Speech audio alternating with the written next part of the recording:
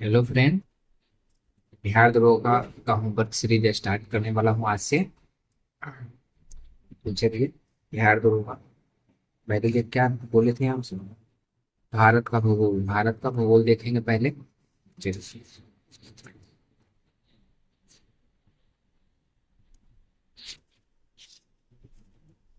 ये विश्व का भूगोल है, ये सब कंप्लीट हो चुका है होमवर्क में।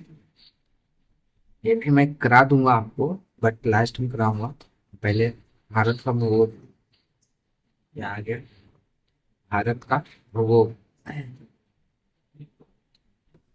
भारत का भूगोल देखिए। ठीक है। बिहार पुलिस सभा निरीक्षक एएसआई प्रारंभिक परीक्षा हल प्रश्न 23/8/2008 को ये पूछा गया प्रश्न कब 2008 में। सतलज, चिनाब और रावी, सतलज, चिनाब और रावी निम्न में से किसकी सहायक नदियां हैं? ब्रह्मपुत्र, गंगा, सिंधु, कावेरी। सतलज, चिनाब और रावी निम्न किसकी सहायक नदियां हैं? सतलज, चिनाब और रावी किसकी सहायक नदियां हैं? सिंधु की सहायक नदियां हैं। सिंधु की सहायक नदियां हैं। सिंधु की सहायक नदियां हैं। तो चलिए बताता हूँ आपको।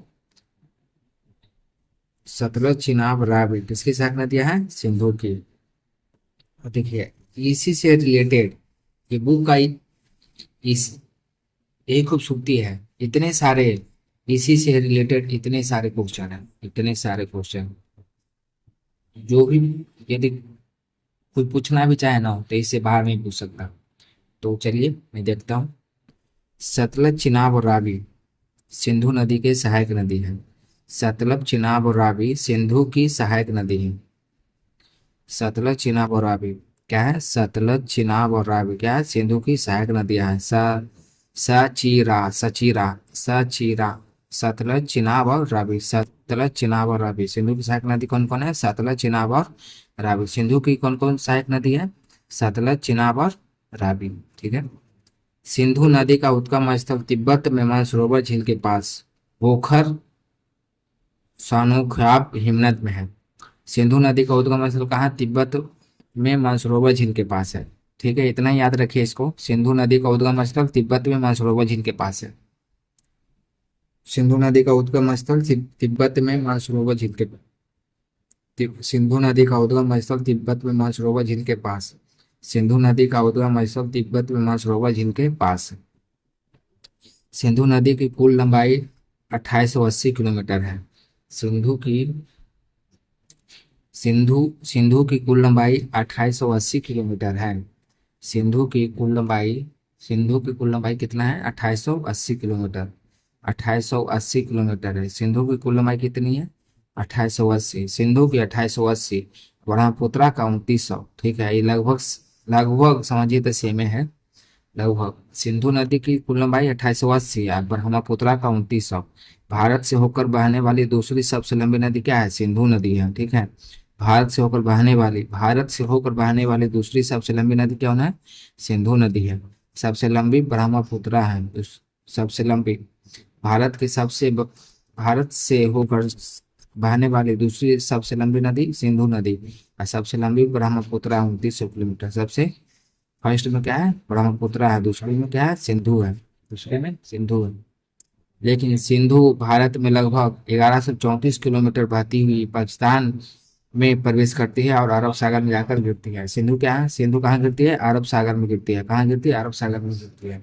सिंधु भारत में लगभग 1134 किलोमीटर बहती है। 1134 किलोमीटर बहती है, पाकिस्तान में प्रवेश करती है। बहती हुई पाकिस्तान में प्रवेश करती है। 1134 किलोमीटर बहती हुई पाकिस्तान में प्रवेश करती है। और कहाँ गिरती है? अरब सागर में गिरती है। कौन गिरती है? सिंधु नदी। सिंधु नदी कहाँ गिरती है? अरब सागर में गिरती है। और 1134 किलोमीटर बहती हुई है। 1134 किलोमीटर बहती हुई है। ठीक है। भारत में सिंधु नदी की प्रमुख सहायक नदियां क्या है? झेलम, चिनाब और रावी, ब्यास, सतलज है। भारत में सिंधु नदी की प्रमुख सहायक नदियां हैं झेलम, चिनाब, रावी, ब्यास, सतलज है। भारत में सिंधु नदी की प्रमुख सहायक नदी कितना है? झेलम, चिनाब, रावी और ब्यास, सतलज है। भारत में सिंधु नदी की प्रमुख सहायक नदियां क्या है? सहायक नदियां क्या है? झेलम, चिनाब और रावी है। झेलम, चिनाब और रावी है। भारत में सिंधु नदी की प्रमुख सहायक नदियां क्या है? झेलम, चिनाब, रावी, ब्यास, सतलज है। भारत में सिंधु नदी की प्रमुख सहायक नदियां हैं झेलम, चिनाब, रावी, ब्यास, सतलज। भारत में सिंधु नदी की प्रमुख सहायक नदियां हैं। भारत में सिंधु नदी की प्रमुख सहायक नदी, ठीक है, सिंधु नदी की प्रमुख सहायक नदी, सिंधु नदी के भी प्रमुख सहायक नदी होगा ना, तब तो ना बात ही है। बात ये कौन कौन है? झेलम है, चिनाब है, रावी है, ब्यास है, सतलज है। झेलम, चिनाब, रावी, ब्यास, सतलज है। झेलम, चिनाब, रावी, ब्यास, सतलज है, ठीक है। और एक जगह और क्या देखे थे यहाँ? 1134 किलोमीटर पाकिस्तान में प्रवेश करती है, अरब सागर में जाकर गिरती है, ठीक है। यहाँ देखिए, किसका था? सतलज सतलज, चिनाब और रावी सिंधु की सहायक नदियां हैं। सतलज, चिनाब और रावी किसकी सहायक नदियां हैं? सिंधु की सहायक नदियां हैं। सतलज, चिनाब और रावी सिंधु की सहायक नदियां हैं। यहाँ देखिए, भारत में सिंधु नदी की प्रमुख सहायक नदियां हैं झेलम, चिनाब, रावी, ब्यास और सतलज, इतने सारे हैं। झेलम, चिनाब, रावी, ब्यास, सतलज है, ठीक है। सिंधु नदी के दाहिने किनारे की सहायक नदियां, सिंधु नदी की दाहिने किनारे की सहायक नदियां हैं सियूक नदी, गिलगित नदी, काबुल नदी, गुर्रम नदी, गोलम नदी, गोलम नदी, गोलम नदी, गोलम गोलम नदी, ठीक है, गोलम नदी, काबुल नदी, गुर्रम नदी, गोलम नदी, कालम नदी, गोमल नदी। सिंधु नदी के दाहिने किनारे की सहायक नदियां क्या है? सियूक नदी, गिलगित नदी, काबुल नदी, खुर्रम नदी, गोमल नदी, ठीक है। सिंधु नदी का दूसरा नाम इंडस भी है। सिंधु का दूसरा नाम क्या है? इंडस। सिंधु का दूसरा नाम क्या है? इंडस। सिंधु नदी का दूसरा नाम क्या है? इंडस है। सिंधु का दूसरा नाम क्या है? इंडस। सिंधु का दूसरा नाम क्या है? इंडस है। इस नदी के किनारे विकसित सभ्यता इंडस वैली सिविलाइजेशन कहलाता है। इस नदी के किनारे विकसित सभ्यता इंडस वैली सिविलाइजेशन कहलाता है। रावी हिमाचल प्रदेश में कावड़ जिला में रोहतांग दर्रे के समीप निकलती है। पहले एक बार पढ़ लेते हैं, ये लाइन को पहले एक बार पूरा पढ़ लेंगे, उसके बाद अच्छे से फिर से याद करेंगे। झेलम नदी जम्मू कश्मीर के वेरीनाग के समीप शेषनाग झील से निकलती है। शेषनाग झील से निकलती है। झेलम नदी जम्मू कश्मीर के वेरीनाग के समीप शेषनाग की झील से निकलती है। सिंधु जल समझौता भारत एवं पाकिस्तान के बीच 1960 में हुआ था। सिंधु जल समझौता भारत एवं पाकिस्तान के बीच 1960 में हुआ था। यह विश्व बैंक के मध्यस्थता में हुआ था। इस समझौते के अनुसार नीचे के 3 नदियों पर भारत को अधिकार दिया गया है।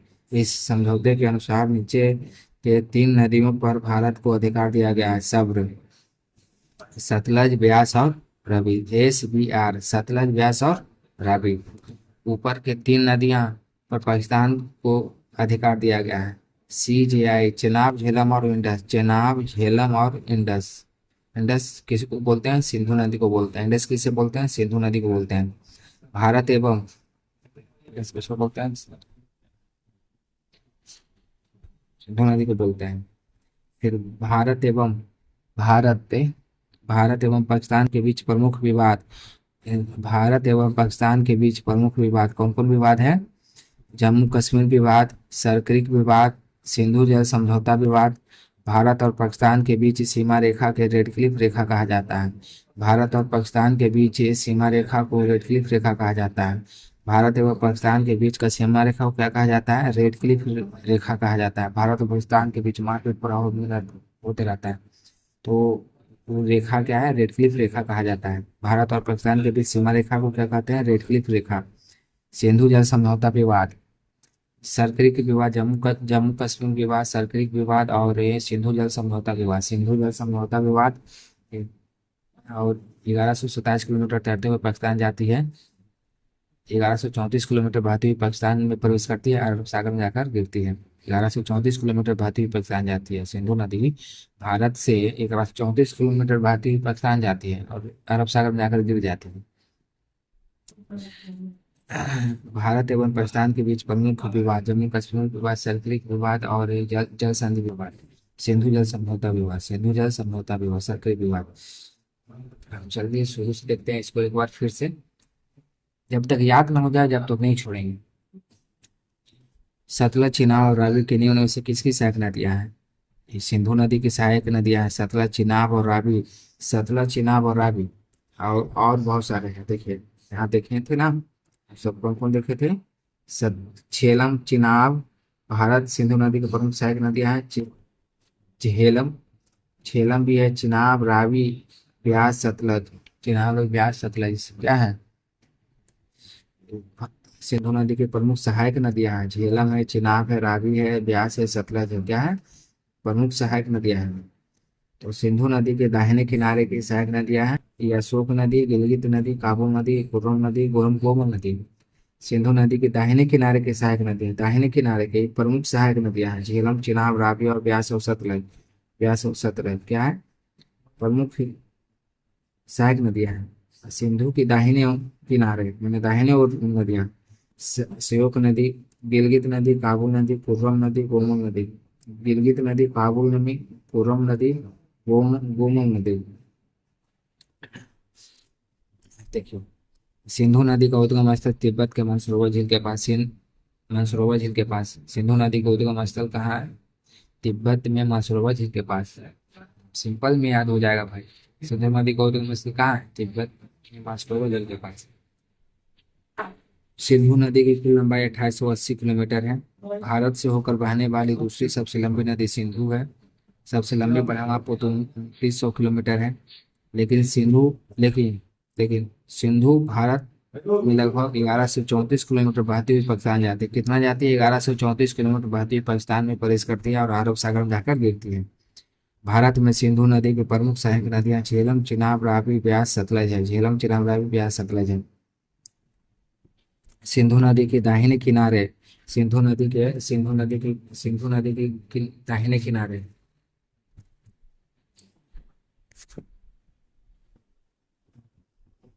दाहिने किनारे है श्योक नदी, गिलगित नदी, काबुल नदी, कुर्रम नदी, बोमल नदी। सिंधु नदी का दूसरा नाम क्या है? इंडस है।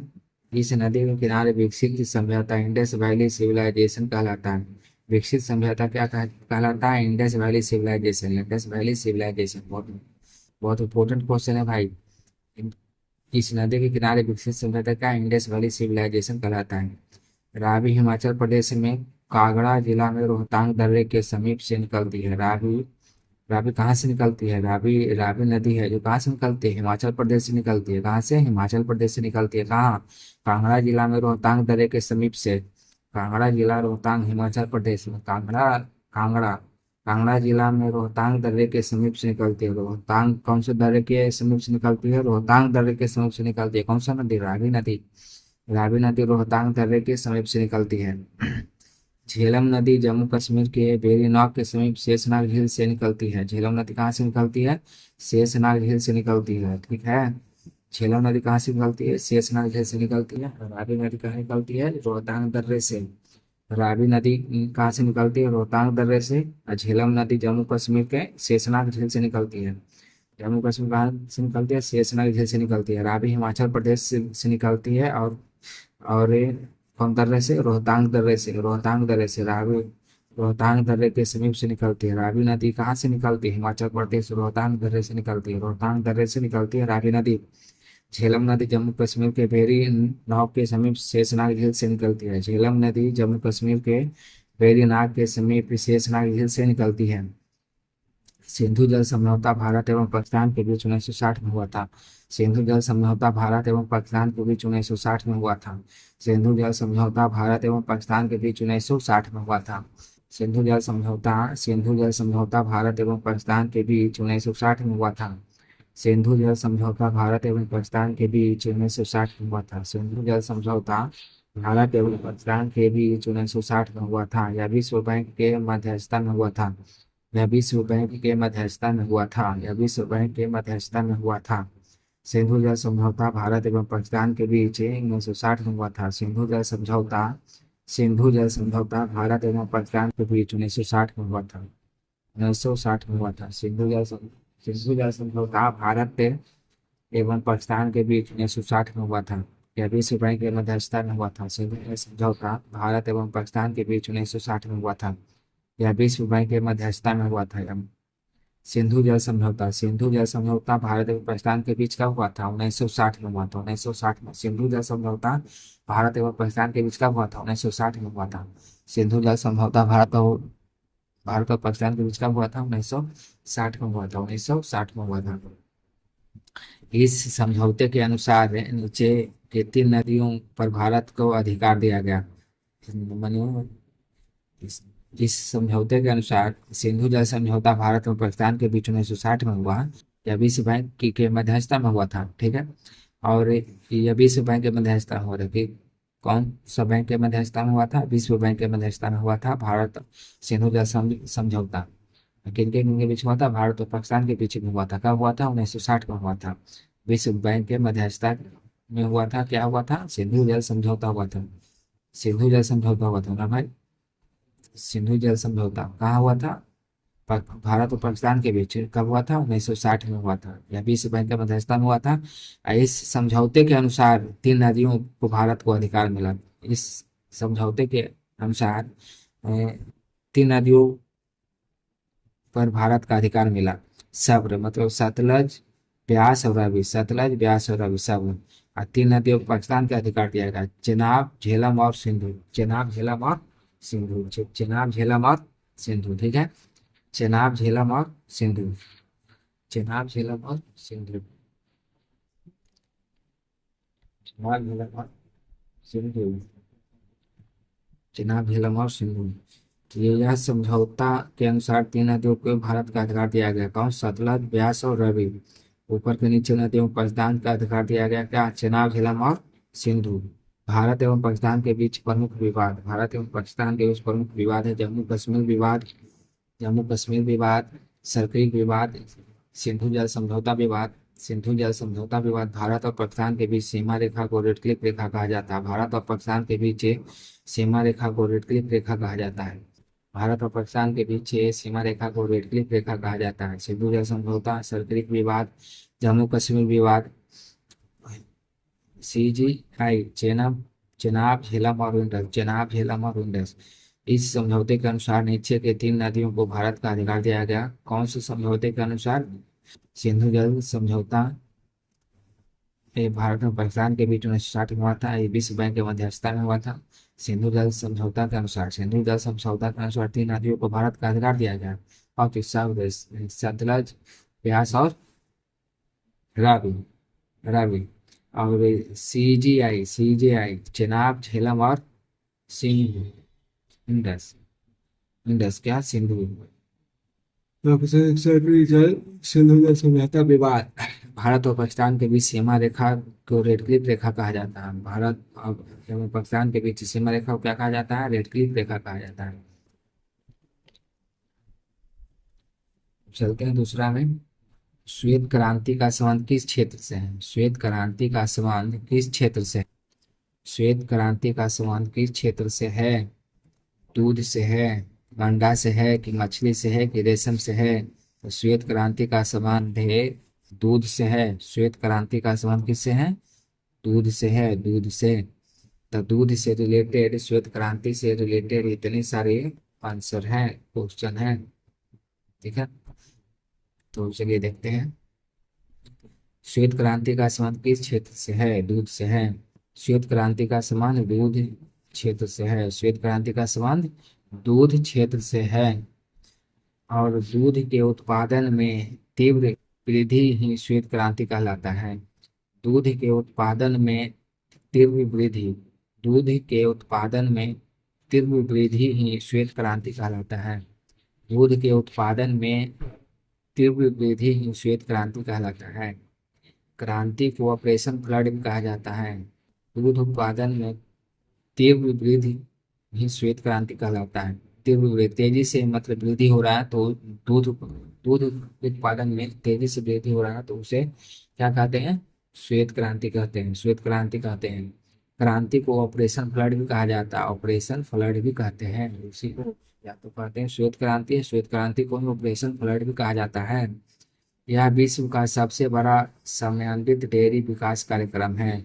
यह विश्व का सबसे बड़ा समन्वित डेयरी विकास कार्यक्रम है। NDDB। NDD का मतलब होता है national dairy development board. National dairy development board.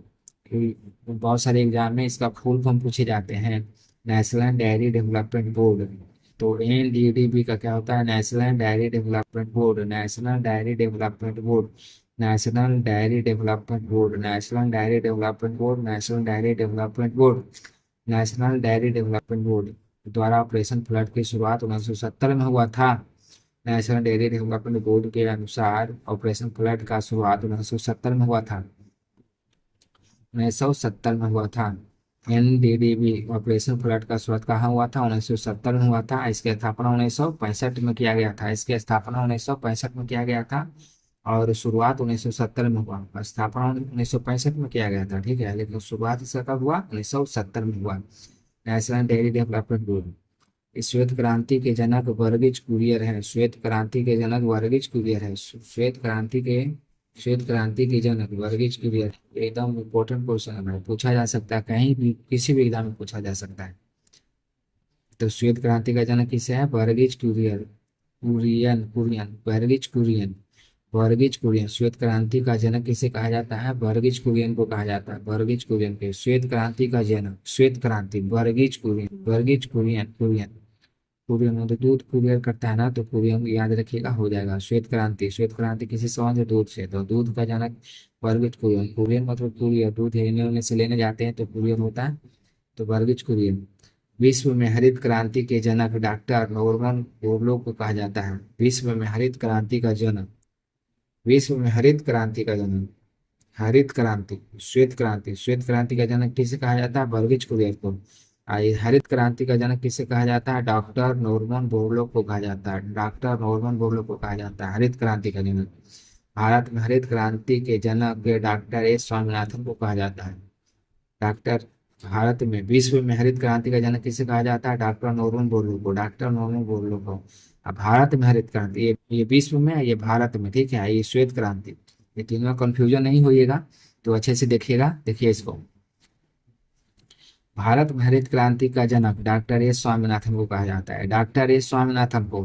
Doctor Bharat में भी है और विश्व में भी डॉक्टर है, तो doctor Norman Borlaug, Norman Borlaug, Norman Borlaug और doctor S Swaminathan, S Swaminathan को। अच्छा अच्छा लग रहा है ना। भारत में हरित क्रांति का जनक किसे कहते हैं, तो डॉक्टर एस स्वामीनाथन को कहते हैं, डॉक्टर एस स्वामीनाथन को कहते हैं। भारत में हरित क्रांति का, भारत में हरित क्रांति का जनक किसे कहते हैं, तो डॉक्टर एस स्वामीनाथन को कहते हैं। और विश्व की हरित क्रांति का जनक डॉक्टर बोरलो, ऐसी कुछ है भाई, याद नहीं, इतना में भी आंसर लग जाएगा, ऑप्शन लग जाएगा, बोरलो, क्वेश्चन सही हो जाएगा। Doctor Norman Borlaug. भारत का हरित क्रांति के doctor Swaminathan, doctor S Swaminathan को कहा जाता है। तो हरित क्रांति का संबंध खाद के उत्पादन से है, हरित क्रांति का संबंध किससे है, हरित क्रांति का संबंध किससे है, खाद्यान्न के उत्पादन से, खाद्यान्न के उत्पादन से। हरित क्रांति का संबंध किससे, खाद्यान्न के उत्पादन से है, खाद्यान्न के उत्पादन से है। हरित क्रांति का संबंध किससे, खाद्यान्न के उत्पादन से है। ऐसे पढ़ते हैं। और ये क्वेश्चन देखिए, ये भी पूछा गया है कहीं, प्रवर्तन अवर निरीक्षक दरोगा नियुक्ति 26/8/2012 को पूछा गया है, 26/8/2012 को क्या पूछा गया है, भारत में सबसे लंबा नदी परवाना पुल कहाँ है, भारत में सबसे लंबा नदी परवाना पुल कहाँ है, बिहार में, बिहार में है, हाल के समय अनुसार बिहार में। भारत के सबसे लंबा नदी परवाना पुल कहाँ है, बिहार में है। क्या, बिहार देखते हैं अब, बिहार से, बिहार देखते हैं। बिहार में गंगा नदी परवाना महात्मा गांधी सेतु वर्तमान में देश का तीसरा सबसे लंबा नदी है। बिहार में गंगा नदी परवाना, बिहार में गंगा नदी परवाना महात्मा गांधी सेतु वर्तमान में देश का तीसरा सबसे लंबा नदी पुल है।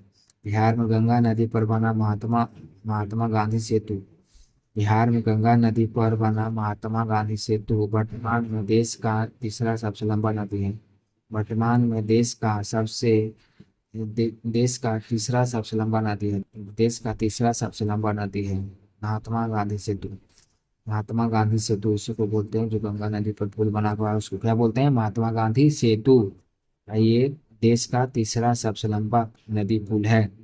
यह पुल पटना को हाजीपुर से जोड़ता है। यह पुल क्या करता है, पटना को हाजीपुर से जोड़ता है। इसकी लंबाई 5,750 मीटर है। इसकी लंबाई 5,750 मीटर है। 5,750 लीटर है, 50 मीटर है। इसकी लंबाई क्या है, पटना से हाजीपुर जो पुल जोड़ती है उसका लंबाई क्या है, 5,750 मीटर है। 5,750 मीटर है। वर्तमान में भूपेन हजारिका सेतु या सादिया ढोला सादिया से सेतु भारत का सबसे लंबा पुल है। वर्तमान में भूपेन हजारिका सेतु या ढोला सादिया सेतु भारत का सबसे लंबा पुल है। यह पुल लोहित नदी पर है। लोहित नदी ब्रह्मपुत्र की सहायक नदी है। यह पुल लोहित नदी पर है। लोहित नदी ब्रह्मपुत्र की सहायक नदी है। इसकी लंबाई 9.15 किलोमीटर है। यह पुल असम राज्य में स्थित है। यह पुल असम राज्य में स्थित है। वर्तमान में देश का दूसरा सबसे लंबा नदी पुल अरुणाचल प्रदेश में है। यह दिहांग नदी पर बनाया गया है। इसकी लंबाई 6.2 किलोमीटर है। इसकी लंबाई 6.2 किलोमीटर है। यह पुल दामुक और रोइंग के बीच है। यह पुल दाम्बुक और रोइंग के बीच है। यह पुल दामुक और रोइंग के बीच है। यह पुल पटना को हाजीपुर से जोड़ता है। इसकी लंबाई 5,750 मीटर है। वर्तमान में भूपेन हजारिका सेतु या ढोला सारिया। देखिए, पहला क्वेश्चन क्या था, हम सब पढ़ते हैं फिर से। भारत में सबसे लंबा नदी पर बना पुल कहाँ है, बिहार में है। भारत में सबसे लंबा नदी कहाँ है, बिहार में भाई। बिहार में कहाँ है, तो बिहार में गंगा नदी पर बना महात्मा गांधी सेतु वर्तमान में देश का तीसरा सबसे लंबा नदी है। देश का तीसरा सबसे लंबा, दो और कोई है। तो यह पुल क्या करता है, पटना हाजीपुर को जोड़ता है। पटना और हाजीपुर को जोड़ता है। कौन जोड़ता है, महात्मा गांधी सेतु पटना हाजीपुर को जोड़ता है। इसकी लंबाई कितना है, 5,750 मीटर है। वर्तमान में भूपेन हजारिका सेतु या भूल सारिया सेतु भारत का सबसे लंबा पुल है। वर्तमान में भूपेन हजारिका सेतु या ढोल सारिया सेतु भारत का सबसे लंबा पुल है। यह पुल लोहित नदी पर है। लोहित नदी ब्रह्मपुत्र की सहायक नदी है। यह पुल लोहित नदी पर है। लोहित नदी ब्रह्मपुत्र की सहायक नदी है। यह पुल लोहित लोहित नदी पर है। देखिए, वर्तमान में भूपेन हजारिका सेतु या ढोला सादिया सेतु भारत का सबसे लंबा पुल है। भारत का सबसे लंबा पुल है। भारत का सबसे लंबा पुल है।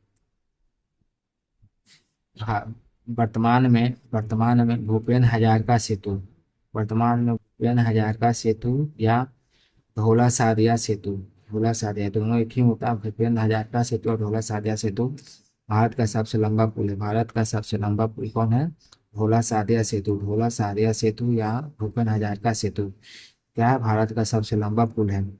यह पुल लोहित नदी पर है। यह पुल लोहित नदी पर है। लोहित नदी ब्रह्मपुत्र की सहायक नदी है। लोहित नदी क्या है, ब्रह्मपुत्र की सहायक नदी है। लोहित नदी क्या है, ब्रह्मपुत्र की सहायक नदी है। लोहित नदी क्या है, ब्रह्मपुत्र की सहायक नदी है। ब्रह्मपुत्र की कौन सी नदी सहायक नदी है, लोहित नदी सहायक नदी है। यह पुल लोहित नदी पर है और लोहित नदी ब्रह्मपुत्र की सहायक नदी है। ब्रह्मपुत्र की सहायक नदी लोहित नदी है। वर्तमान में भूपेन हजारिका सेतु या ढोल सादिया सेतु भारत का सबसे लंबा पुल है। इसकी लंबाई 9.15 किलोमीटर है। इसकी लंबाई 9.15 किलोमीटर है। यह पुल असम राज्य में स्थित है। यह पुल कहाँ है, असम राज्य में स्थित है। लोहित नदी कहाँ है, असम राज्य में स्थित है। वर्तमान में देश का दूसरा सबसे लंबा नदी पुल अरुणाचल प्रदेश में है। दिहांग नदी पर बनाया गया है। यह पुल दिहांग नदी पर बनाया अरुणाचल प्रदेश में है। यह दिहांग नदी पर बनाया गया है। यह दिहांग नदी पर बनाया गया है। इसकी लंबाई 6.2 किलोमीटर है। इसकी लंबाई 6.2 किलोमीटर है। इसकी लंबाई 6.2 किलोमीटर है। यह पुल दाम्बुक और रोइंग के बीच है। यह पुल दाम्बुक और रोइंग के बीच है। यह पुल दाम्बुक और रोइंग के बीच है। तो देखिए यहाँ से, यह पुल लोहित नदी के वर्तमान में भूपेन हजारिका सेतु और ढोला सादिया सेतु भारत का सबसे लंबा पुल है। यह पुल लोहित नदी पर है और लोहित नदी ब्रह्मपुत्र की सहायक नदी है। इसकी लंबाई 9.15 किलोमीटर है। यह पुल असम राज्य में स्थित है। वर्तमान में देश का दूसरा सबसे लंबा नदी पुल अरुणाचल प्रदेश में है। यह दिहांग नदी पर बनाया गया है। इसकी लंबाई 6.2 किलोमीटर है। यह पुल दाम्बुक और रोइंग के बीच में है। यह पुल दाम्बुक और रोइन के बीच में है। यह पुल दाम्बुक और रोइन के बीच में है। भारत का विशालतम क्षेत्रफल वाला राज्य। ठीक है, तो याद, ये सब बुक लेकर याद करना बहुत जरूरी है भाई। आपके साथ भी बुक रहेगा तो बहुत ज्यादा बेनिफिट होगा। भारत का विशालतम क्षेत्रफल वाला राज्य। भारत का विशालतम क्षेत्रफल वाला राज्य राजस्थान। भारत का विशालतम क्षेत्रफल वाला राज्य क्या है? राजस्थान। भारत का विशालतम क्षेत्रफल वाला राज्य क्या है? राजस्थान। राजस्थान। भारत का विशालतम क्षेत्रफल वाला राज्य क्या है? राजस्थान। भारत का विशालतम क्षेत्रफल वाला राज्य क्या है? राजस्थान। क्षेत्रफल की दृष्टि से भारत का सबसे बड़ा राज्य राजस्थान। क्षेत्रफल की दृष्टि से भारत का सबसे बड़ा राज्य कौन है? राजस्थान। राजस्थान। क्षेत्रफल की दृष्टि से भारत का सबसे बड़ा राज्य राजस्थान। सबसे बड़ा राज्य राजस्थान। सबसे बड़ा राज्य क्या है? राजस्थान।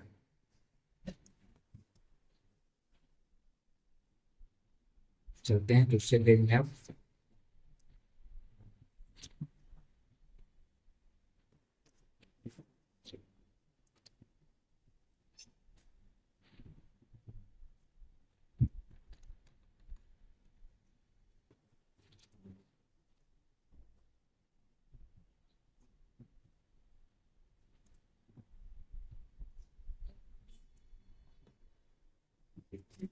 इसके बाद मध्य प्रदेश, महाराष्ट्र, उत्तर प्रदेश। इसके बाद मध्य प्रदेश, राजस्थान, महाराष्ट्र, उत्तर प्रदेश।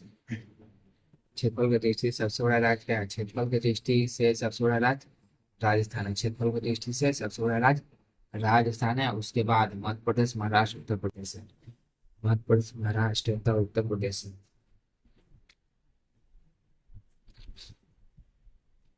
इसके बाद उत्तर प्रदेश है।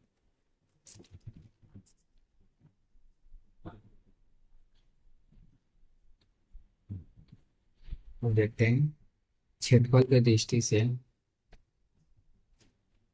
क्षेत्रफल की दृष्टि से सबसे छोटा गोवा है। क्षेत्रफल की दृष्टि से सबसे छोटा क्या है? गोवा है। क्षेत्रफल की दृष्टि से सबसे छोटा क्या है? गोवा है। क्षेत्रफल की दृष्टि से सबसे छोटा क्या है? गोवा है। जनसंख्या की दृष्टि से भारत का सबसे बड़ा राज्य उत्तर प्रदेश है। जनसंख्या की दृष्टि से भारत का सबसे बड़ा राज्य क्या है? उत्तर प्रदेश है। ये सब तो आप लोग जानते होंगे। अच्छा, मैं आशा करता हूँ कि आप लोग जानते होंगे।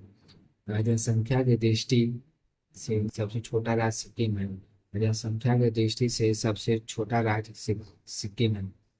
सिक्किम है। जनसंख्या की दृष्टि से सबसे छोटा राज्य क्या है? सिक्किम है। क्षेत्रफल की दृष्टि से सबसे छोटा राज्य गोवा है। जनसंख्या की दृष्टि से सबसे छोटा राज्य सिक्किम है। ठीक है। और जनसंख्या की दृष्टि से भारत का सबसे बड़ा राज्य क्या है? कौन है? उत्तर प्रदेश है। और क्षेत्रफल की दृष्टि से सबसे छोटा छोटा राज्य गोवा है। क्षेत्रफल की दृष्टि से क्षेत्रफल की दृष्टि से कौन सा राज्य सबसे बड़ा है? तो राजस्थान है। राजस्थान। उसके बाद मध्य प्रदेश, महाराष्ट्र, उत्तर प्रदेश। फिर क्षेत्रफल की दृष्टि से सबसे छोटा गोवा है। क्षेत्रफल की दृष्टि से सबसे छोटा गोवा है। और जनसंख्या की दृष्टि से भारत का सबसे बड़ा राज्य उत्तर प्रदेश है। जनसंख्या की दृष्टि से सबसे छोटा राज्य सिक्किम है। बिहार का क्षेत्रफल कितना है? 94,163 वर्ग किलोमीटर है। बिहार का क्षेत्रफल कितना है? 94,163 वर्ग किलोमीटर है। 94,163 वर्ग किलोमीटर है। बिहार का क्षेत्रफल कितना है? बिहार का क्षेत्रफल है 94,163। 94,163 वर्ग किलोमीटर है। 94,163 वर्ग किलोमीटर।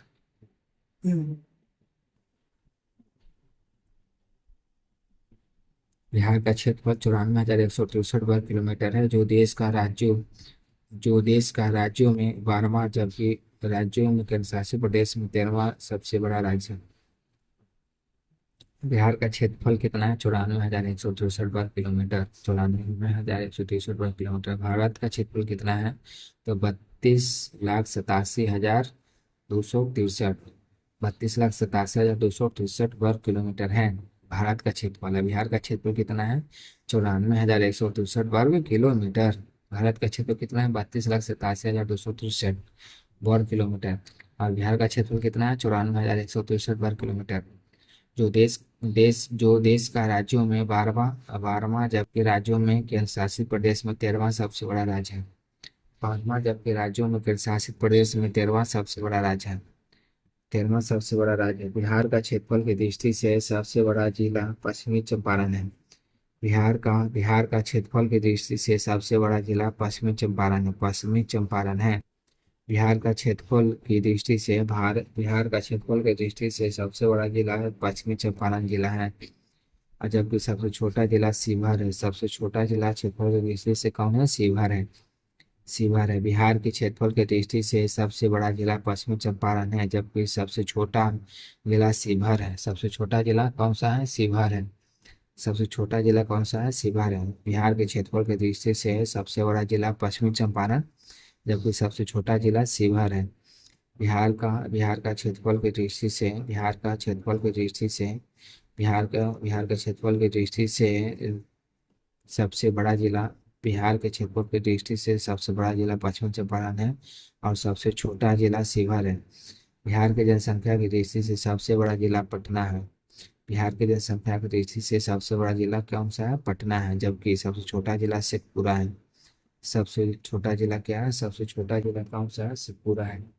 सबसे छोटा जिला कौन सा है? शेखपुरा है। बिहार का जनसंख्या की दृष्टि से सबसे बड़ा जिला पटना है। सबसे छोटा जिला शेखपुरा है। जबकि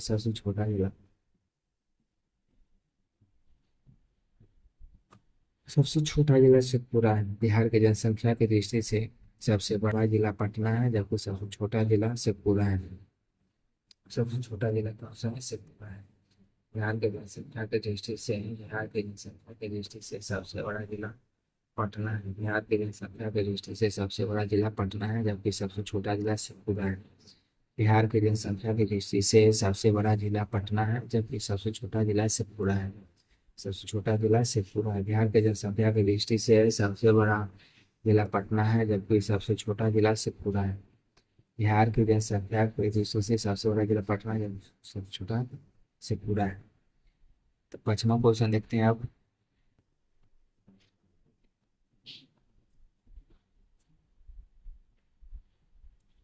किस देश की सीमा बांग्लादेश से मिलती है? किस देश की सीमा बांग्लादेश से मिलती है?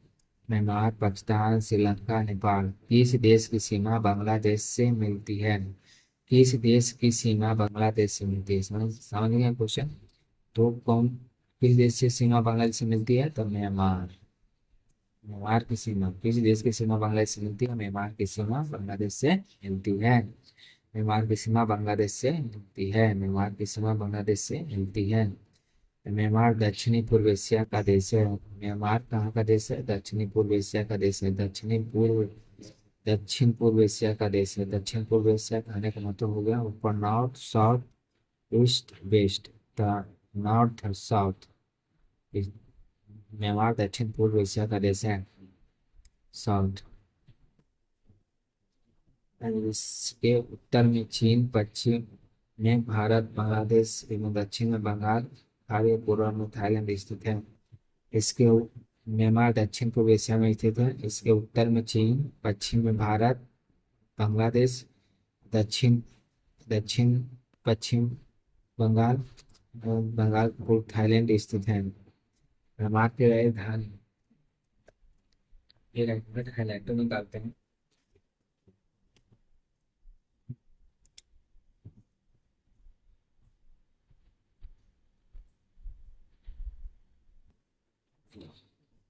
म्यांमार की सीमा बांग्लादेश से मिलती है। किस देश की सीमा बांग्लादेश से मिलती है? बांग्लादेश से मिलती है।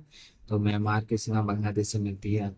म्यांमार की सीमा बांग्लादेश से मिलती है। म्यांमार की सीमा बांग्लादेश से मिलती है। किसकी सीमा बांग्लादेश से मिलती है? म्यांमार की सीमा बांग्लादेश से मिलती है। म्यांमार की सीमा बांग्लादेश से मिलती है। म्यांमार दक्षिण पूर्व एशिया का देश है। म्यांमार दक्षिण पूर्व एशिया का देश है। दक्षिण पूर्व एशिया का देश है। दक्षिण पूर्व एशिया का देश है। इसके उत्तर में चीन, पश्चिम में भारत, बांग्लादेश एवं दक्षिण में बंगाल की खाड़ी तथा पूर्व दिशा में थाईलैंड स्थित है। म्यांमार की राजधानी नायपी तथा मुद्रा कुख्यात है। रोहिंग्या मुस्लिम समुदाय से संबंधित संबंध में म्यांमार से है। आंग सान सू की संबंध म्यांमार से है। ये देख लीजिएगा, ये क्वेश्चन। आंग सान सू की संबंध किससे है? म्यांमार से है। संबंध किससे है? म्यांमार से है।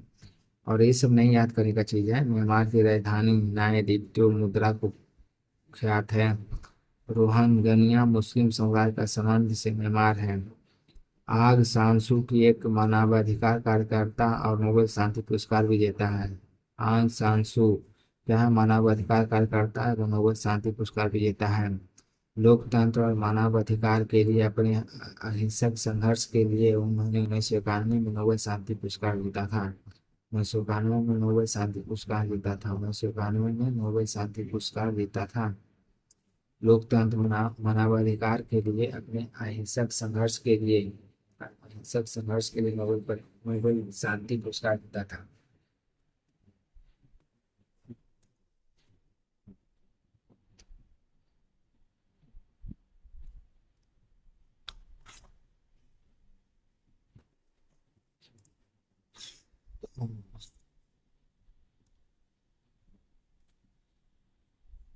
लोकतंत्र के मानवाधिकार के लिए अपने अहिंसक संघर्ष के लिए उन्होंने 1951 में नोबेल शांति पुरस्कार जीता था।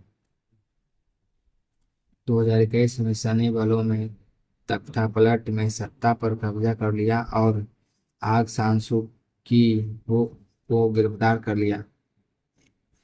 विभिन्न फर्जी आरोप के आधार पर उसे कल 8 साल जेल की सजा सुनाई गई। उससे कुल 8 साल से जेल की सजा सुनाई गई। म्यांमार का पुराना नाम बर्मा है। म्यांमार का पुराना नाम क्या है? बर्मा है। म्यांमार का पुराना नाम क्या है? बर्मा है। लोकतंत्र और मानवाधिकार के लिए अपने अहिंसक संघर्ष के लिए उन्होंने 1991 में नोबेल शांति पुरस्कार जीता। कौन जीता था? आंग सान सू ने। आंग सान सू ने जीता था। आंग सान सू ने जीता था। 1885 में इसे भारत के साथ थे मिला लिया गया था। म्यांमार को 1885 में भारत के साथ मिला लिया गया था। 1935 से के भारत शासन अधिनियम द्वारा इसे फिर से अलग कर दिया गया। 1935 से में भारत शासन अधिनियम के द्वारा इसे फिर से अलग कर दिया गया।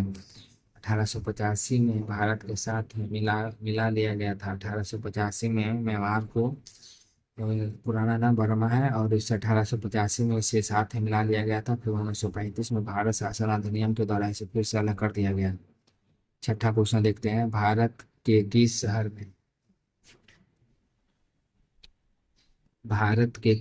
शहर में दूसरे राज्य से सर्वाधिक प्रवासी आते हैं?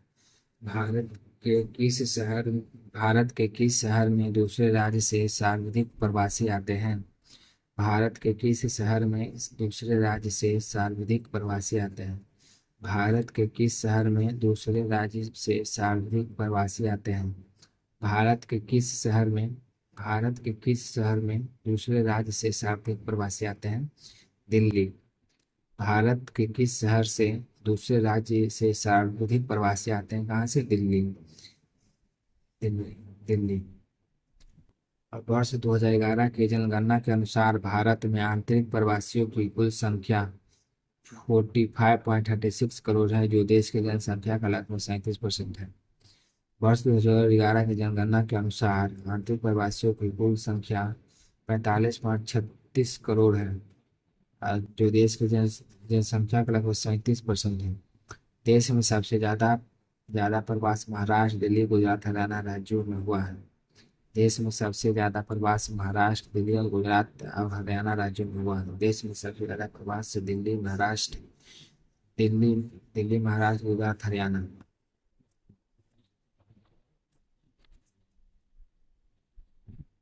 उन प्रवासियों में उत्तर प्रदेश 25% और बिहार 14%, राजस्थान 6%, मध्य प्रदेश 5%। लॉकडाउन के बाद सर्वाधिक प्रयास दिल्ली जैसे शहरों में देखा गया देखा गया। प्रवासी भारतीय दिवस 9 जनवरी को मनाया जाता है। प्रवासी भारतीय दिवस 9 जनवरी को मनाया जाता है। प्रवासी भारतीय दिवस कब मनाया जाता है? 9 जनवरी को मनाया जाता है। प्रवासी भारतीय दिवस कब मनाया जाता है? 9 जनवरी को मनाया जाता है। 9 जनवरी को मनाया जाता है। प्रवासी भारतीय दिवस 9 जनवरी को मनाया जाता है। इसकी शुरुआत 2003 में किया गया था। इसकी शुरुआत 2003 में किया गया था। इसकी शुरुआत 2003 में किया गया था। इसकी शुरुआत 2003 में किया गया था। इसकी शुरुआत 2003 में किया गया था। दुनिया में सबसे ज़्यादा प्रवासी भारतीय इन देशों में रहते हैं। दुनिया में सबसे ज़्यादा प्रवासी भारतीय इन देशों में रहते हैं। संयुक्त राज्य America, Saudi Arabia. Saudi Arabia में भी भारत का बहुत सारे लोग रहते हैं भाई। संयुक्त राष्ट्र संयुक्त राष्ट्र के मुताबिक साल 2020 में दुनिया के अलग अलग देशों में करीब 1.8 करोड़ भारतीय रहते थे। संयुक्त राष्ट्र के मुताबिक 2020 में दुनिया के अलग अलग देशों में करीब 1.8 करोड़ भारतीय रहते थे। 1.8 करोड़ भारतीय रहते थे। इस मामले में भारतीय दुनिया का सबसे बड़ा प्रवासी समूह है। इस मामले में भारतीय दुनिया का सबसे बड़ा प्रवासी समूह है। संयुक्त अरब अमीरात में सबसे ज़्यादा भारतीय प्रवासी रहते हैं। यहाँ भारतीयों को 33.1 लाख हैं। इसके बाद अमेरिका में 23 लाख प्रवासी हैं। खाड़ी देशों में 89 लाख भारतीय हैं। मणिपुर की राजधानी कहाँ है? इम्फाल। मणिपुर की राजधानी कहाँ है? मणिपुर की राजधानी कहाँ है? इम्फाल। इम्फाल है। मणिपुर लोकटक झील के लिए प्रसिद्ध है। मणिपुर क्या है? लोकटक झील के लिए प्रसिद्ध है। मणिपुर क्या है? लोकटक झील के लिए प्रसिद्ध है। मणिपुर क्या है? लोकटक झील के लिए प्रसिद्ध है। मणिपुर लोकटक झील के लिए प्रसिद्ध है। विश्व का एकमात्र तैरता हुआ राष्ट्रीय उद्यान लोकटक नदी झील है। विश्व का एकमात्र तैरता हुआ राष्ट्रीय उद्यान लोकटक झील में है। विश्व का एकमात्र तैरता हुआ राष्ट्रीय उद्यान लोकटक झील में है। विश्व का एकमात्र तैरता हुआ राष्ट्रीय उद्यान लोकटक झील में है। मणिपुर लोकटक झील के लिए प्रसिद्ध है। विश्व का एकमात्र तैरता हुआ राष्ट्रीय उद्यान लोकटक झील में है। तैरता हुआ राष्ट्रीय उद्यान कहाँ है? लोकटक झील में है। जिसका नाम केवुल लामजाओ है राष्ट्रीय उद्यान है। केवुल लामजाओ राष्ट्रीय उद्यान है। केवुल लामजाओ राष्ट्रीय उद्यान है। तैरता हुआ है। केवुल लामजाओ राष्ट्रीय उद्यान है। और मणिपुर के बारे में आगे चर्चा किया जाएगा। यहाँ कहा गया है कि मणिपुर के बारे में आगे भी चर्चा किया जाएगा। अभी के लिए इतना ही, ठीक है। तो मणिपुर में लोकटक झील के लिए प्रसिद्ध है। विश्व का एकमात्र तैरता हुआ राष्ट्रीय उद्यान लोकटक झील में है। जिसका नाम केवुल लामजाओ राष्ट्रीय उद्यान है। जिसका नाम क्या है? केवुल लामजाओ राष्ट्रीय उद्यान है। किसे नवाबों का शहर कहते हैं? देखिए, क्वेश्चन बहुत बार पूछा जाता है, बहुत ही बार पूछा जाता है। किसे नवाबों का शहर कहते हैं? लखनऊ को कहते हैं। क्या कहते हैं? लखनऊ को क्या कहते हैं? किसे नवाबों का शहर कहते हैं? लखनऊ को कहते हैं। लखनऊ। किसे नवाबों का शहर कहते हैं? लखनऊ को कहते हैं। प्रयाग ईश्वर का, देखिए, किसे नवाबों का शहर कहते हैं? लखनऊ को नवाबों का शहर लखनऊ को कहते हैं। प्रयाग ईश्वर का निवास कहाँ है? प्रयाग में। ईश्वर का निवास प्रयाग में। ठीक है, देखिए इसको अच्छे से याद करेगा। ये इतना वैसे कभी भी कोई क्वेश्चन पूछ ही सकता है। तो प्रयाग ईश्वर का निवास स्थान हो गया। पंजाब 5 नदियों को भूमि, तो याद ही रह जाएगा। 5 नदियों को भूमि क्या है? 5 नदियों को भूमि पंजाब। मुंबई क्या हो गया? 7 टापुओं का नगर। 7 टापुओं का नगर। पानीपत बुनकरों का शहर। बेंगलुरु अंतरिक्ष या शहर इलेक्ट्रॉनिक शहर है। अंतरिक्ष शहर या इलेक्ट्रॉनिक शहर है बेंगलुरु। Kolkata diamond Harbour. मुंबई मंदिर और त्योहार का नगर है। गुजरात कहाँ है? सॉल्ट सिटी है। गुजरात क्या है? सॉल्ट सिटी है। केरल है मसालों का बगीचा है। केरल क्या है? मसालों का बगीचा। श्रीनगर झीलों का नगर। सिक्किम है फलों धानों का स्वर्ग। मध्य प्रदेश सोया प्रदेश। कर्नाटक मलय का देश। भारत का मैनचेस्टर अहमदाबाद। इसको पहले याद करते हैं अच्छे से हम सब। प्रयाग ईश्वर का निवास स्थान। पंजाब 5 नदियों का भूमि। ईश्वर प्रयागराज नहीं जाते हैं, वहाँ का है ईश्वर का निवास स्थान है। जैसे कोई भी आदमी, कोई भी बूढ़े लोग डेट करते हैं तो लोग बोलते हैं ना कि प्रयागराज धराएंगे। तो ईश्वर का वास होता है वहाँ। तो प्रयाग कहाँ है? ईश्वर का निवास स्थान है। पांच नदियों की भूमि पंजाब है, पांच नदियों की भूमि, पांच नदियों का भूमि पंजाब बस। सात टापुओं का नगर मुंबई, सात टापुओं का नगर मुंबई। बुनकरों का शहर पानीपत, सात टापुओं का नगर, सात टापुओं का नगर मुंबई। बुनकरों का शहर पानीपत, बुनकरों का शहर पानीपत। अंतरिक्ष का शहर बेंगलुरु, बेंगलुरु। कलकत्ता डायमंड हार्बर, मुंबई त्योहारों का नगर गुजरात सोल सिटी। मसालों का बगीचा केरल, झीलों का नगर श्रीनगर। सिक्किम फलों का स्वर्ग, फलों धानों का स्वर्ग सिक्किम। सोया सोया प्रदेश मध्य प्रदेश। मलय का देश कर्नाटक। भारत का मैनचेस्टर अहमदाबाद। देखिए, ईश्वर का निवास स्थान प्रयाग, पांच नदियों को भूमि पंजाब, सात टापुओं का नगर मुंबई। बुनकरों का शहर पानीपत। अंतरिक्ष का शहर Bengaluru, Bengaluru. Diamond Harbour Kolkata, diamond Harbour Kolkata. Gujarat salt city. Kerala मसालों का बगीचा, केरल मसालों का बगीचा। ये तो बार बार पूछा जाता है। केरल, केरल मसालों का बगीचा केरल हो गया। झीलों का नगर श्रीनगर हो गया। और सोया प्रदेश मध्य प्रदेश हो गया। मल्ले का देश नहीं, भारत का मैनचेस्टर अहमदाबाद पूछा जाता है। पांच नदियों की भूमि पंजाब, ईश्वर का निवास स्थान प्रयाग, सात टापुओं का नगर मुंबई। पानीपत बुनकरों का शहर, इलेक्ट्रॉनिक शहर Bengaluru. Kolkata diamond Harbour. Gujarat salt city, मसालों का बगीचा सब ढूंढूंगा। सिक्किम का फूलदानों का स्वर्ग पूछा जाता है। कर्नाटक मलय का देश, कर्नाटक मलय का देश, कर्नाटक मलय का देश। पानीपत बुनकरों का शहर, पानीपत बुनकरों का शहर, पानीपत बुनकरों का शहर, पानीपत बुनकरों का शहर, पानीपत बुनकरों का शहर। उत्तर भारत का मैनचेस्टर, उत्तर भारत का मैनचेस्टर कानपुर। उत्तर भारत का मैनचेस्टर क्या है?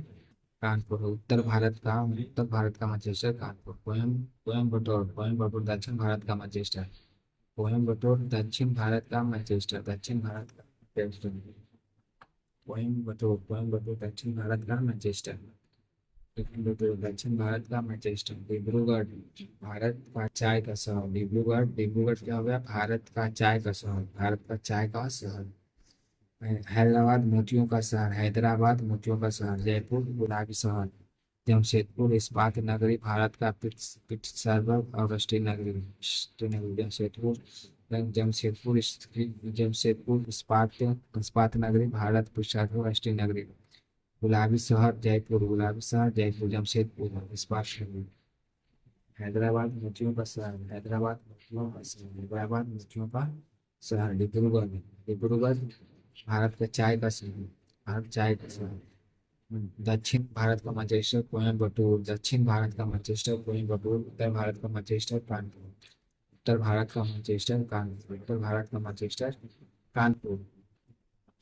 भारत का मैनचेस्टर अहमदाबाद, ठीक है, भारत का मैनचेस्टर अहमदाबाद। उत्तर भारत का मैनचेस्टर कानपुर, कोयम्बटूर। दक्षिण भारत का मैनचेस्टर कोयम्बटूर। दक्षिण और उत्तर, और भारत का मैनचेस्टर अहमदाबाद। उत्तर भारत का मैनचेस्टर कानपुर, दक्षिण भारत का मैनचेस्टर कोयम्बटूर। डिब्रूगढ़ भारत का चाय का शहर है। हैदराबाद लखनऊ का शहर है। जयपुर गुलाबी शहर है। जमशेदपुर इस्पात नगरी, भारत का पिट्सबर्ग स्टील नगरी है। जनजाति समूह मुंडा कहाँ रहता है? जनजातीय समूह मुंडा कहाँ रहता है? जनजातीय समूह मुंडा कहाँ रहता है? कहाँ रहता है? झारखंड में रहता है। मुंडा कहाँ रहता है? झारखंड में रहता है। मुंडा कहाँ रहता है? झारखंड में रहता है। भारत की सबसे बड़ी जनजाति समूह झील है। भारत की सबसे बड़ी जनजाति समूह भील है। भारत का सबसे बड़ी जनजाति समूह क्या है? भील है, भील। जनजाति समूह मुंडा कहाँ रहता है? झारखंड में रहता है। भारत के सबसे बड़ी जनजाति समूह क्या है? भील है। बिरसा मुंडा के जन्म तिथि 15 नवंबर को झारखंड स्थापना दिवस एवं जनजातीय गौरव दिवस मनाया जाता है। बिरसा मुंडा के जन्मदिन 15 नवंबर को झारखंड स्थापना दिवस एवं जनजातीय गौरव दिवस मनाया जाता है। बिरसा मुंडा 15 नवंबर झारखंड स्थापना दिवस एवं जनजातीय गौरव दिवस मनाया जाता है। बिरसा मुंडा के जन्मदिन तिथि पर, बिरसा मुंडा के जन्मदिन तिथि पर 15 नवंबर को झारखंड का स्थापना दिवस मनाया जाता है। वह जनजातीय गौरव दिवस मनाया जाता है, जनजातीय गौरव दिवस मनाया जाता है। गौरव सुना जाता है। जनजातियों के बारे में आगे चर्चा किया जाएगा। कहा गया कि जनजातियों के बारे में आगे भी चर्चा किया जाएगा। 10वां क्वेश्चन देखते हैं। भारत मानक समय ग्रीनविच मीन समय में कितना आगे पीछे है? भारत मानक समय ग्रीनविच मीन समय में से कितना आगे पीछे है? आगे पीछे है 5.5 घंटा आगे पीछे है। कितना है? 5.5 घंटा आगे पीछे है। विश्व की मानक समय 0 डिग्री देशांतर से लिया गया है। इंग्लैंड के लंदन के ग्रीनविच से गुजरता है। विश्व के मानक समय विश्व के मानक समय 0 डिग्री देशांतर से लिया गया है। इंग्लैंड के लंदन के ग्रीनविच से गुजरता है। विश्व के मानक समय 0 डिग्री देशांतर से लिया गया है। इंग्लैंड के लंदन के ग्रीनविच से गुजरता है। विश्व के मानक समय 0 डिग्री देशांतर से लिया गया है। विश्व का मानक समय 0 डिग्री देशांतर से लिया गया है। इंग्लैंड के लंदन के ग्रीनविच से गुजरता है। विश्व के मानक समय 0 डिग्री देशांतर से लिया गया है। इंग्लैंड के लंदन के ग्रीनविच से गुजरता है। ग्रीनविच से गुजरता है।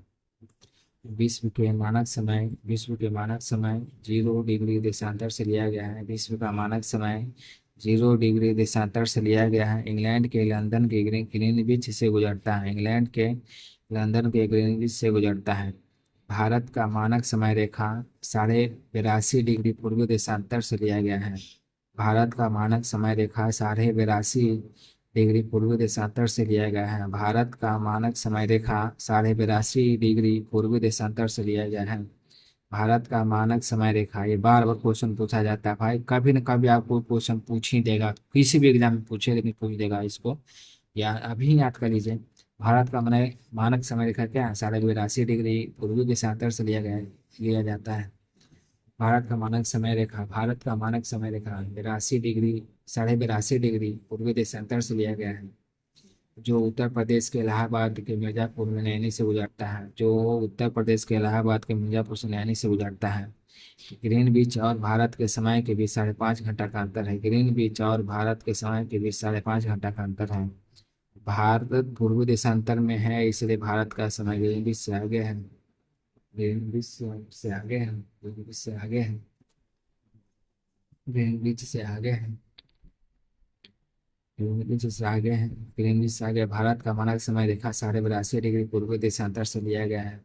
जो उत्तर प्रदेश के इलाहाबाद के मिर्जापुर से नैनी से गुजरता है। ग्रीनविच भारत के समय बीच 5.5 घंटा का अंतर है। भारत पूर्वी देशांतर में है, इसलिए भारत का समय ग्रीनविच से आगे है। विश्व का मानक समय 0 डिग्री देशांतर से लिया गया है। जो इंग्लैंड के लंदन के ग्रीनविच से गुजरता है। विश्व का मानक समय 0 डिग्री देशांतर से लिया गया है। भारत का मानक समय देखिए, विश्व का मानक समय यहाँ भी, विश्व का मानक समय क्या है? विश्व का मानक समय 0 डिग्री देशांतर से लिया गया है। कहाँ से? इंग्लैंड के लंदन के ग्रीनविच से गुजरता है। इंग्लैंड के लंदन से ग्रीनविच से गुजरता है। भारत का मानक समय 82.5 डिग्री पूर्वी देशांतर से लिया गया है। जो उत्तर प्रदेश इलाहाबाद मिर्जापुर से नैनी से गुजरता है। ठीक है, ये दोनों में अंतर समझिए, याद हो जाएगा तुरंत। विश्व का मानक समय कहाँ? 0 डिग्री देशांतर से लिया गया है। विश्व का मानक समय 0 डिग्री देशांतर से लिया गया है। ये इंग्लैंड के लंदन ग्रीनविच से गुजरता है। इंग्लैंड के लंदन के ग्रीनविच से गुजरता है। विश्व का मानक समय 0 डिग्री देशांतर से लंदन ग्रीनविच से गुजरता है। भारत का मानक समय रेखा 82.5 डिग्री पूर्वी देशांतर से लिया गया है। जो उत्तर प्रदेश के इलाहाबाद के मिर्जापुर नैनी से गुजरता है। ग्रीनविच और भारत के समय के बीच के 5.5 घंटा का अंतर है। ग्रीनविच और भारत के समय के बीच 5.5 घंटा का अंतर है। भारत पूर्वी देशांतर में है, इसलिए भारत का समय ग्रीनविच से आगे है। भारत पूर्वी देशांतर में है, इसलिए ग्रीनविच से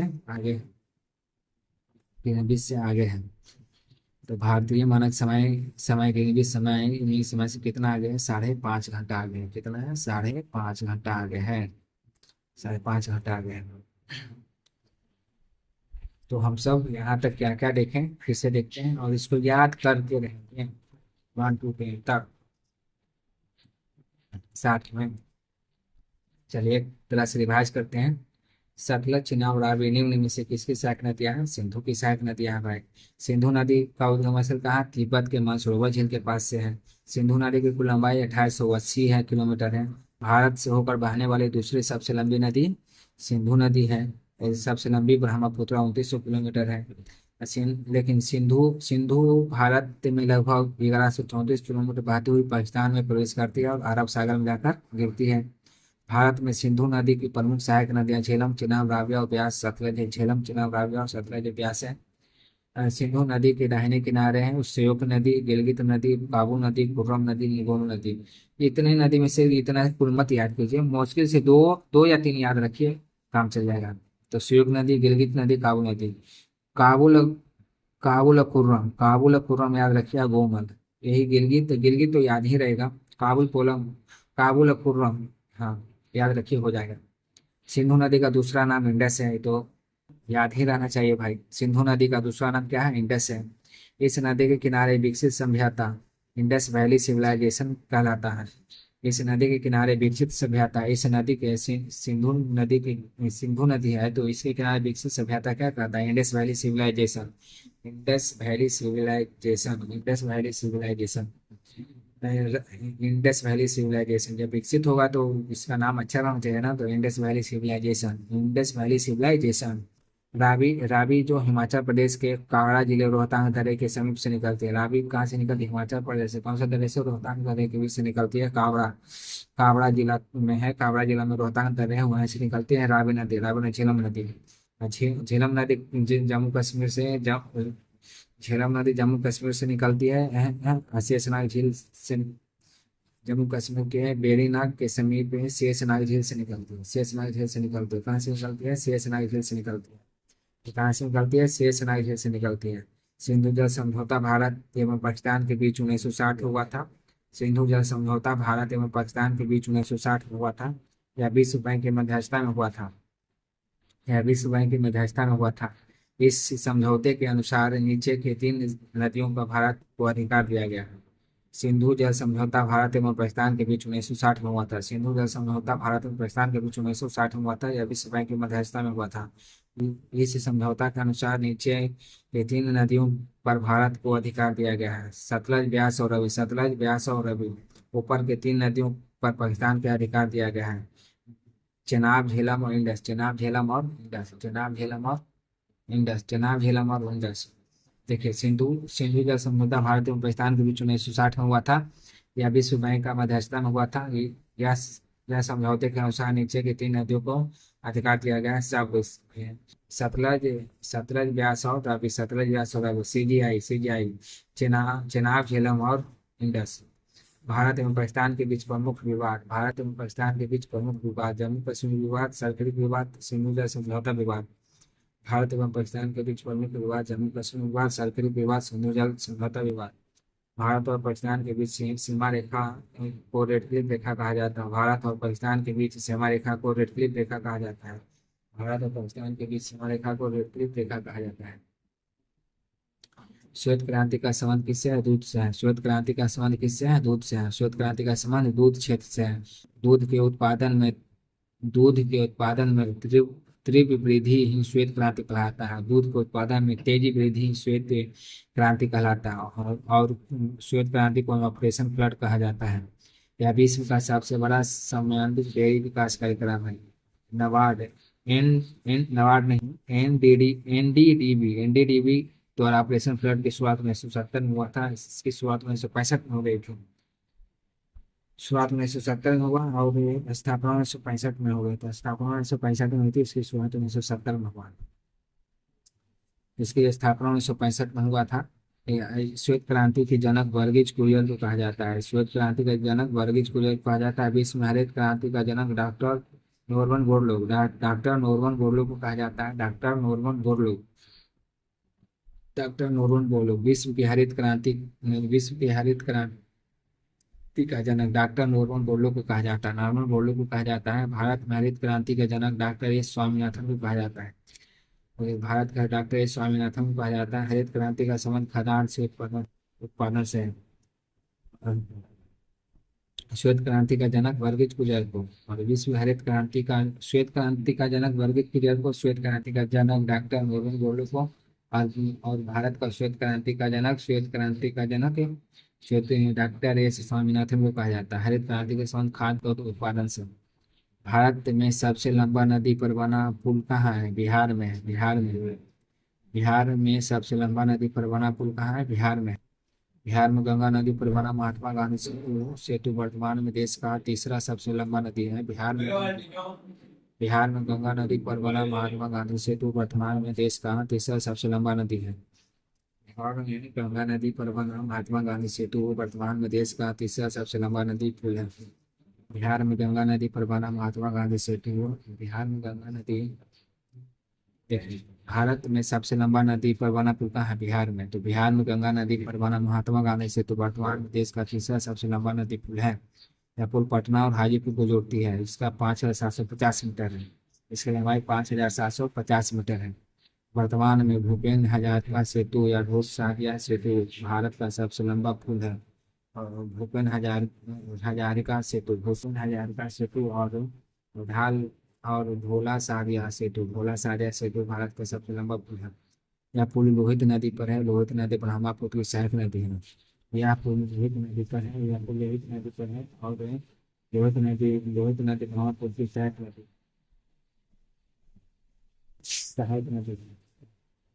है।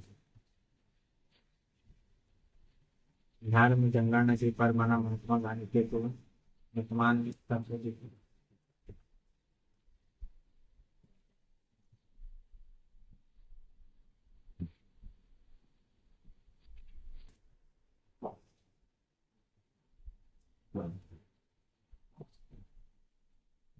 इधर इधर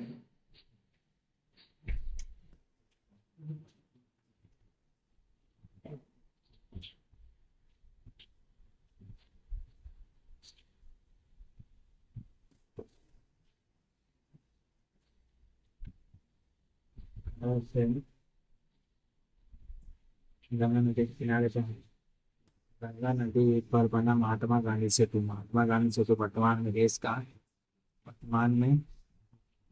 देश का तीसरा सबसे लंबा नदी पुल है। या फिर हाजीपुर पटना और हाजीपुर को जोड़ता है। इसकी लंबाई 5,750 मीटर है। वर्तमान में भूपेन हजारिका सेतु और ढोला सारिया सेतु भारत के सबसे लंबा पुल है। यह पुल लोहित नदी पर है। लोहित नदी ब्रह्मपुत्र की सहायक नदी है। यह पुल लोहित नदी पर है। लोहित नदी ब्रह्मपुत्र की सहायक नदी है। इसकी लंबाई 9.15 किलोमीटर है। यह पुल असम राज्य में स्थित है। वर्तमान में देश का सबसे वर्तमान में देश का दूसरा सबसे लंबा नदी अरुणाचल प्रदेश में है। वर्तमान में देश का दूसरा सबसे लंबा नदी अरुणाचल प्रदेश में है। यह दिहांग नदी पर बनाया गया है। इसकी लंबाई 6.2 किलोमीटर है। यह पुल दाम्बुक और रोइंग के बीच है। दिहांग नदी कहाँ है? दाम्बुक और रोइंग के बीच है। भारत का विशालतम क्षेत्रफल वाला राज्य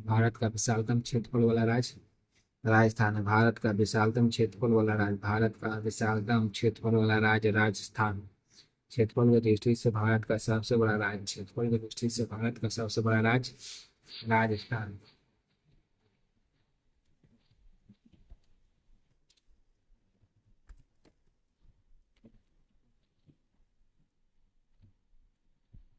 इसके बाद क्रमशः मध्य प्रदेश, महाराष्ट्र, उत्तर प्रदेश। क्षेत्रफल की दृष्टि से सबसे छोटा गोवा। जनसंख्या की दृष्टि से भारत का सबसे बड़ा राज्य उत्तर प्रदेश है। जनसंख्या की दृष्टि से सबसे छोटा राज्य सिक्किम। भारत का क्षेत्रफल 94,163। बिहार का क्षेत्रफल 94,163 वर्ग किलोमीटर है, जो देश व राज्यों में 12वीं, जबकि अन्य राज्यों के शासित प्रदेश 13वां सबसे बड़ा राज्य है। बिहार का क्षेत्रफल की दृष्टि से सबसे बड़ा जिला पश्चिमी चंपारण है। बिहार का क्षेत्रफल 94,163 वर्ग किलोमीटर है, जो देश राज्य में 12वां है, जबकि केंद्र शासित प्रदेश में 13वां है। बिहार का क्षेत्रफल की दृष्टि से सबसे बड़ा जिला पश्चिमी चंपारण है। बिहार के क्षेत्रफल की दृष्टि से सबसे बड़ा जिला पश्चिमी चंपारण है, जबकि सबसे छोटा जिला शिवहर है। बिहार के क्षेत्रफल की दृष्टि से सबसे बड़ा जिला पश्चिमी चंपारण है। क्षेत्रफल की दृष्टि से सबसे बड़ा जिला पश्चिमी चंपारण है और सबसे छोटा जिला शिवहर है। बिहार की जनसंख्या की दृष्टि से सबसे बड़ा जिला पटना है, जबकि सबसे छोटा जिला शेखपुरा है। किस देश की सीमा बांग्लादेश से मिलती है? म्यांमार की किस देश की सीमा बांग्लादेश से मिलती है? म्यांमार की किस देश की सीमा बांग्लादेश से मिलती है? म्यांमार से मिलती है। किस देश की सीमा बांग्लादेश से मिलती है? म्यांमार की किस देश की सीमा बांग्लादेश से मिलती है?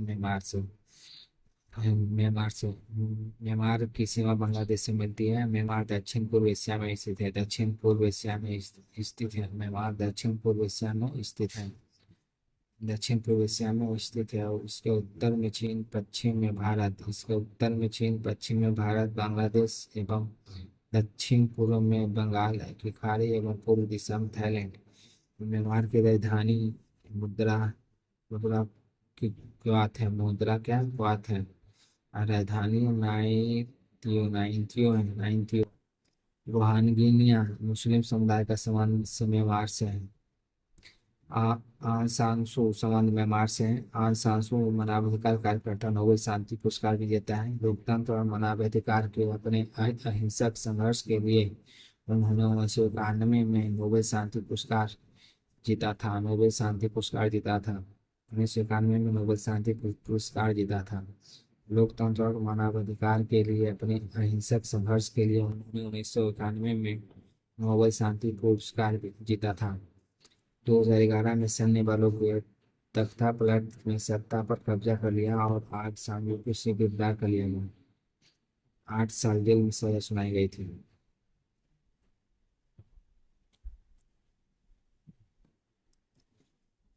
म्यांमार का पुराना नाम बर्मा है। 1885 में इसे भारत में साथ जोड़ लिया गया था। फिर 1935 में भारत शासन अधिनियम के तहत इसको फिर से अलग कर दिया गया म्यांमार को। भारत के किस शहर में दूसरे राज्य से साधु प्रवासी आते हैं? दिल्ली। वर्ष 2011 की जनगणना के अनुसार भारत में आंतरिक प्रवासियों की कुल संख्या 45.36 करोड़ है, जो देश की जनसंख्या का लगभग 37% है। देश में सबसे ज्यादा प्रवास महाराष्ट्र, दिल्ली, गुजरात, हरियाणा राज्य में हुआ है। देश में सबसे ज्यादा प्रवास महाराष्ट्र, दिल्ली, गुजरात, हरियाणा राज्य में हुआ है। देश के सबसे ज्यादा प्रवास महाराष्ट्र, दिल्ली, गुजरात, हरियाणा राज्य में हुआ है। कुल प्रवासियों कुल प्रवासियों को उत्तर प्रदेश में 25%, बिहार 14%, राजस्थान 6%, मध्य प्रदेश 5%। ये सब उतना इम्पोर्टेंट नहीं है, इसलिए मैं कुछ नहीं कर रहा हूँ उसको। लॉकडाउन के बाद सर्वाधिक प्रयास दिल्ली जैसे शहरों में देखा गया है। दिल्ली जैसे शहरों में देखा गया है। सही बात है। भारतीय प्रवासी भारतीय दिवस 9 जनवरी को मनाया जाता है। इसकी शुरुआत 2003 में किया गया था। इसकी शुरुआत 2003 में किया गया। भारत में सबसे ज्यादा प्रवासी भारतीय इन देशों में रहते हैं: संयुक्त अरब अमीरात, America, Saudi Arabia.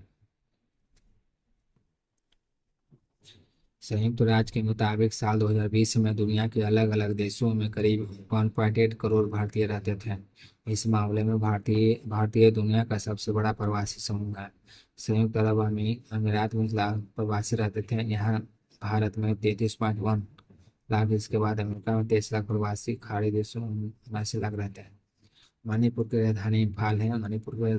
Manipur Loktak झील के लिए प्रसिद्ध है। मणिपुर लोकटक झील के लिए प्रसिद्ध है। मणिपुर लोकटक झील के लिए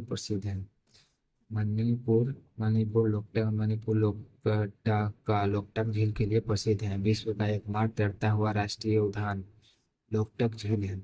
विश्व का एकमात्र तैरता हुआ राष्ट्रीय उद्यान लोकटक झील में है। विश्व का एकमात्र तैरता हुआ राष्ट्रीय उद्यान लोकटक झील में है। इसका नाम केवुल लामजाओ राष्ट्रीय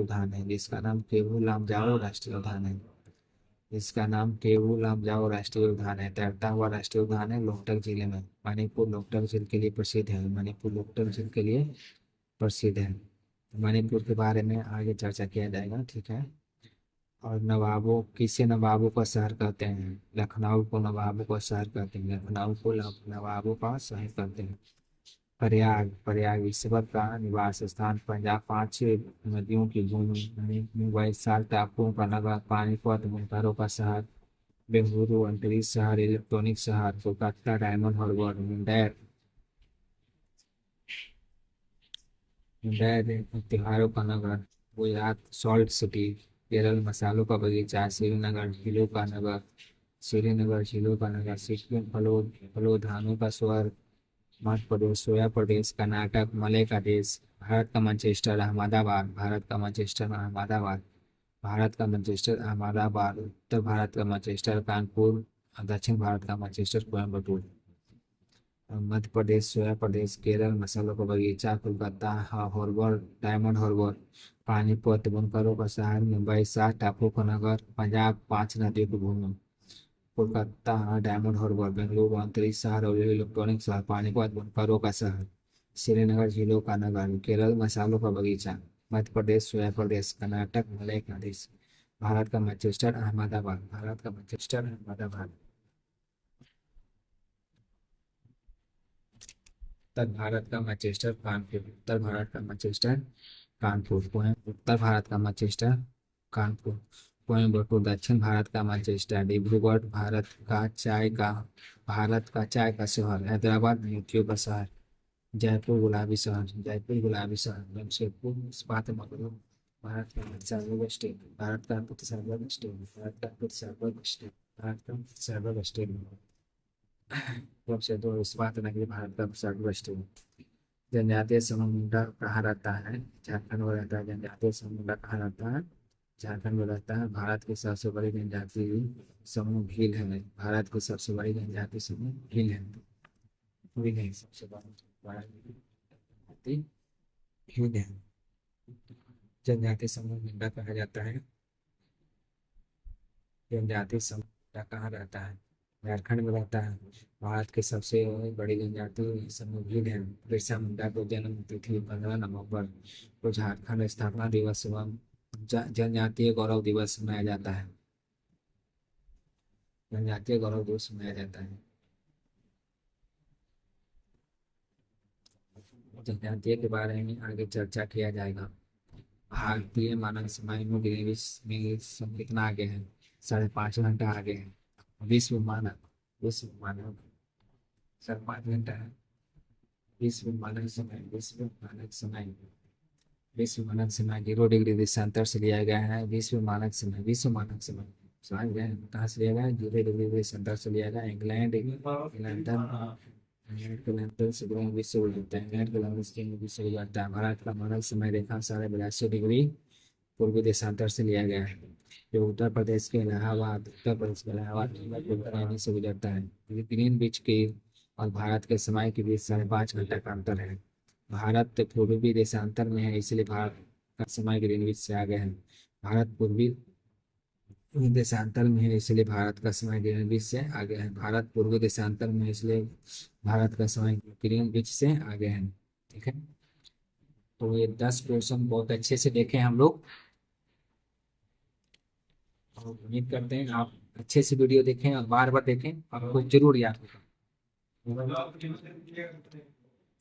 देखिए, ये मैं फिर से देखता हूँ इसको। प्रयाग ईश्वर का निवास, पंजाब 5 नदियों का भूमि, इसको 5 नदियों का भूमि,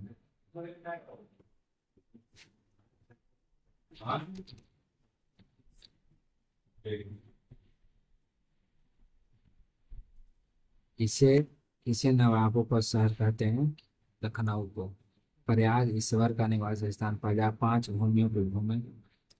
नदियों की भूमि, मुंबई 7 टापुओं का नगर, पानीपत बुनकरों का शहर, बेंगलुरु अंतरिक्ष का शहर या इलेक्ट्रॉनिक का शहर, कोलकाता डायमंड हार्बर, मुंबई मंदिरों त्योहारों का नगर है, गुजरात है सॉल्ट सिटी है, केरल मसालों का बगीचा है, श्रीनगर झीलों का नगर है, सिक्किम फलों का फलों धानों का स्वर्ग है, मध्य प्रदेश सोया प्रदेश है, कर्नाटक मलय का देश है, भारत का मैनचेस्टर अहमदाबाद है, और उत्तर भारत का मैनचेस्टर कानपुर है। उत्तर भारत का मैनचेस्टर कानपुर है।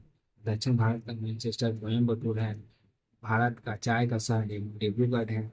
मोतियों का शहर हैदराबाद है। गुलाबी शहर जयपुर है। इस्पात नगरी भारत का पीटर्सबर्ग, स्टील नगरी जमशेदपुर है। अच्छे से सब देख लेंगे हम सब, पूरे देखेंगे भारत का पूरा टोटल हम सब देखेंगे आज। देख लेंगे हम लोग अच्छे से।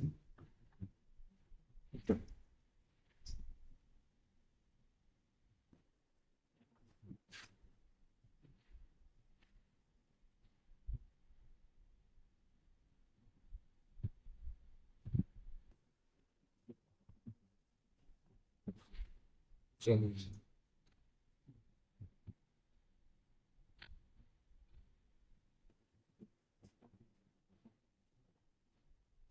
तो दूसरा पेज देखेंगे।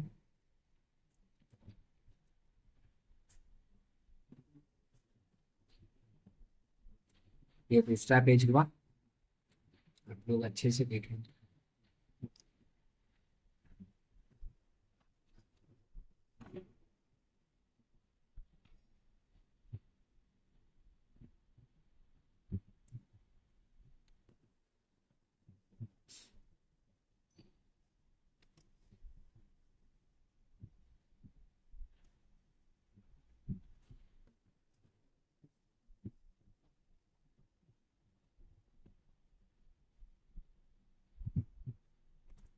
देखते जाएंगे,